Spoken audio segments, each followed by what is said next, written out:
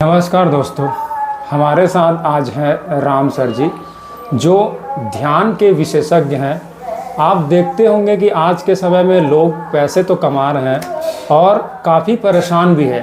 Education भी है लेकिन कहीं ना कहीं एजुकेशन छूटता जा रहा है और उसका कहीं ना कहीं हम इफ़ेक्ट देख रहे हैं कि कहीं ना कहीं हम जो भारत का प्राचीन ज्ञान था, जो ध्यान था, जो मेडिटेशन था, उससे कहीं ना कहीं दूर हो चले हैं। तो हमारे साथ आज है राम सर जी जो कि बहुत सारे छत्तीसगढ़ में बहुत सारे जगह हैं, वहाँ पर ध्यान कराएं, काफ़ी लोगों को समाधान के रूप में काफ़ी बातें बताएं हैं। तो आज हमारे साथ राम सर जी हैं जो पॉडकास्ट में हैं। इनसे हम कुछ प्रश्न पूछेंगे और अगर प्रश्न का जवाब उत्तर आपको अच्छा लगेगा तो आप कमेंट में बोल सकते हैं।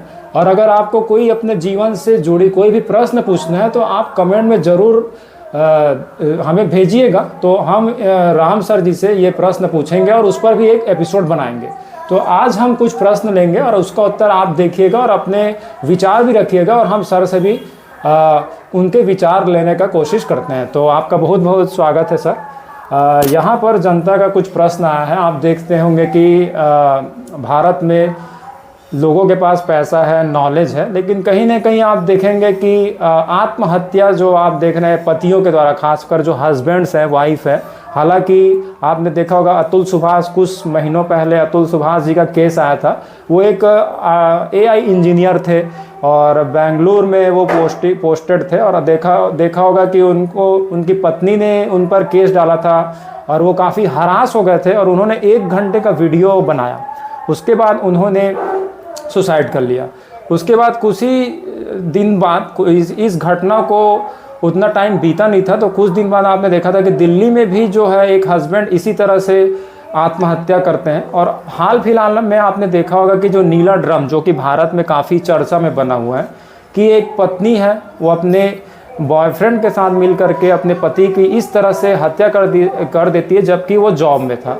तो आखिर समाज में यह विचलन क्यों आया है? आपके विचार में इसका समाधान क्या हो सकता है, ये बताइए सर।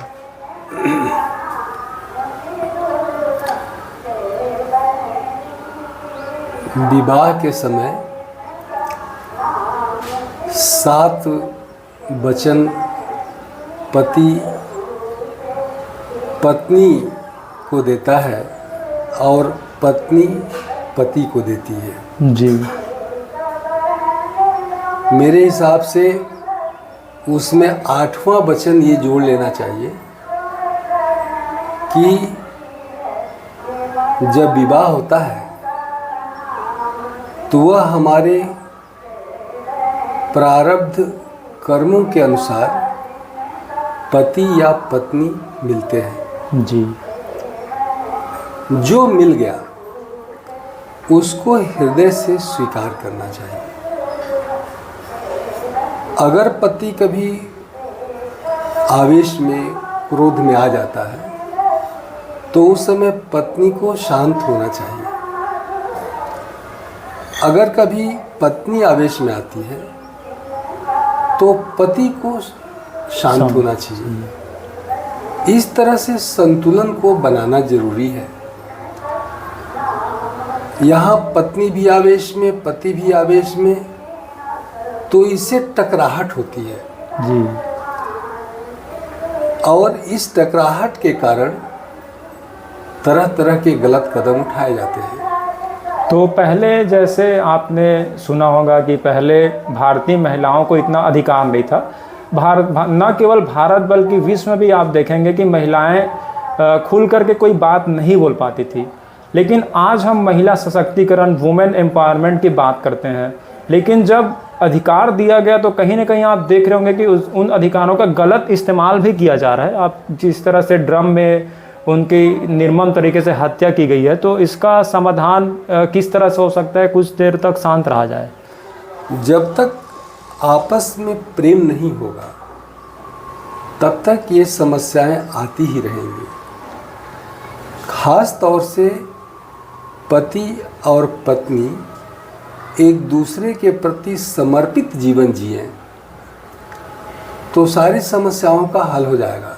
जी, इसमें पत्नी अपने को अगर पति से सुपीरियर समझती है तो विवाद स्वाभाविक है। जी।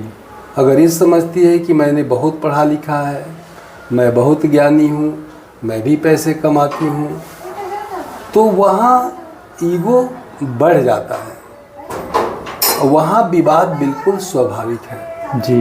पति भी ऐसा सोचता है अगर कि ये मेरे सामने कुछ नहीं है, सब घर मैंने बनवाया, मकान मैंने बनवाया, सारी व्यवस्था तो मैं करता हूँ, ये क्या करती है, तो वहाँ भी विवाद खड़ा होता है। अगर हम इन चीज़ों को ख़त्म करना चाहते हैं तो आपस में जो प्रेम है उसको हमें मजबूत करना होगा। और ये प्रेम के जो एजुकेशन है वो कहाँ मिलेगा सर, ये बताइए। आप देखेंगे बड़े बड़े यूनिवर्सिटीज़ और कॉलेज तो हैं और सोशल जो ऑर्गेनाइजेशन है वो भी काम कर रहे हैं, फिर भी आप देखेंगे कहीं ना कहीं कि जैसे 5G 6G आ रहा है, लेकिन जो रिश्तों में प्यार था वो कहीं ना कहीं ख़त्म हो जा रहा है। तो ये प्रेम की जो शिक्षा है वो कहाँ से आएगी? क्या मेडिटेशन करना पड़ेगा या फिर कहीं कुछ किताबें पढ़नी पड़ेंगी? कैसे आखिर जैसे शादी अगर कोई कर रहा है, जो कोई कपल अगर कर रहे हैं, तो क्या उनको शिक्षा किस माध्यम से दिया जाए? यही तो हमारी शिक्षा में बुनियादी भूल हुई कि हम जो भी शिक्षा देते हैं वह शिक्षा सिर्फ धन कैसे अर्जित करें, जी, समाज में भौतिकता में विकास कैसे करें, इस पे ज़्यादा बल दिया गया। लेकिन जो आत्मिक प्रॉपर्टी थी, जैसे प्रेम, शांति, दया, करुणा, मैत्री, ये सब खो गया।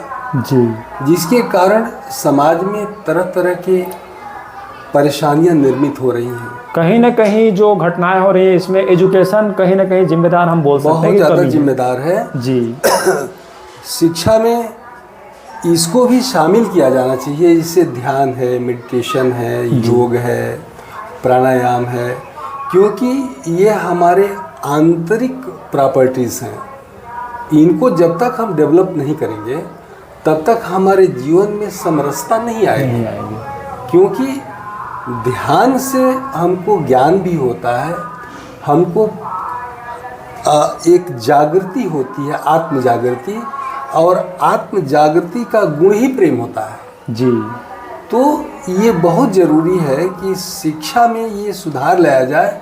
सरकारें कोशिश भी करती हैं स्कूलों में योग की शिक्षा देने के लिए, ध्यान की शिक्षा देने के लिए पुस्तकें तो बहुत बट रही हैं, लेकिन अमल में कुछ नहीं आ रहा है, कहीं कोई नहीं करवाता। अगर इस पे विशेष बल दिया जाए तो निश्चित रूप से हमारे देश की व्यवस्था या विश्व की व्यवस्था सुधरेगी और आत्मिक शांति आएगी, प्रेम बढ़ेगा और जीवन बहुत अच्छे चलेगा। जी।